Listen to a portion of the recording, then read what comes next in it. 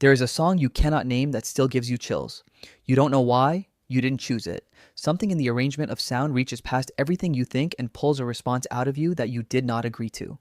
We treat this as taste, as personality, as a playlist, but the reaction is older than the song, older than the language it might be sung in, older than the instrument playing it. Your body was answering music long before there were words to argue about it. And the strangest part is that scientists still cannot fully agree on why music does this to you at all, or why our species ever started making it in the first place. Because on paper, music makes no sense. It grows no food, it builds no shelter, it wins no fights. Evolution is supposed to be ruthless about waste, trimming away anything that costs energy and returns nothing. A species that spent its scarce calories on organized sound should have lost, over thousands of generations, to a species that spent them on hunting or hiding or sleeping. And yet here you are. Here we all are.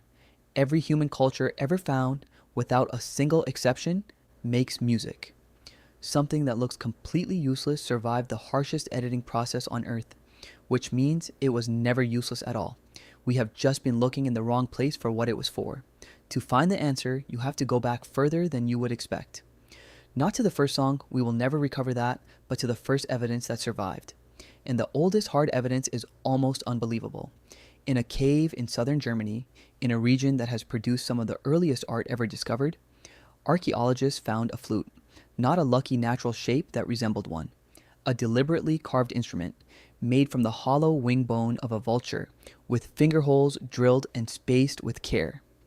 It is roughly 40,000 years old. Sit with that number for a moment. 40,000 years ago, in the depth of the last ice age, someone sat in the cold and the dark, surrounded by predators, living on the edge of starvation, and chose to make a flute. And this was not a first clumsy attempt. It was refined, the product of a tradition already old by the time this particular instrument was carved. Which means music was not a late luxury that arrived once life got comfortable. It was already ancient when we were still hungry, still hunted, still fighting through the ice age. People who could not be sure of eating tomorrow made music anyway. The question is why that ever made sense. The answer begins in the body before any instrument existed. Before the flute, before the drum, before the first string was pulled tight, there was rhythm. And rhythm is not something you learned. It is the first thing you ever knew. Months before you were born, in the dark, before your eyes could open, you heard a steady beat. Your mother's heart was the whole of your world, a pulse you lived inside for the better part of a year. You understood tempo before you understood light. You felt rhythm before you had a single thought to attach to it. So rhythm was never an invention laid on top of the human mind. It was the ground the mind was built on. This is why the pull is so hard to resist. When a beat starts, something in you wants to move, to tap, to nod, before you decide anything. Researchers who study this find that music reaches deep, old structures in the brain, the parts tied to movement and emotion and reward, not just the surface layers we use for thinking. That is why a song can move you to tears before you have understood a word of it. You are not responding to entertainment. You are responding to something your body learned before it had eyes. But rhythm inside one body is only half the story. The real power of music, the thing that may explain why it survived at all, appears when rhythm moves between bodies. Picture a fire, 50,000 years ago. The night is enormous and full of things that hunt. A small group sits close together, and one of them begins to make a sound, a rhythm, a rising and falling of the voice. Slowly, the others join. And here is where something extraordinary happens, something researchers can now measure. When people make music together, their bodies begin to synchronize. Breathing falls into step. Heart rates drift toward a shared tempo. Even the electrical activity of separate brains starts to move in time. For a few minutes, a group of separate nervous systems becomes something closer to one. And that synchrony is not just a feeling, it is chemistry. Making music together, singing together, moving together, releases the internal chemistry of bonding and trust. The same systems that tie a parent to a child and a friend to a friend. It lowers the walls between people. It turns a collection of individuals into a group that will cooperate, share, and defend one another. And for a small band of humans in a dangerous world, that was not decoration. That was survival itself. A group that could bond quickly and act as one outlived a group of isolated individuals every time. This is what music was for. Not performance, not talent, not the charts.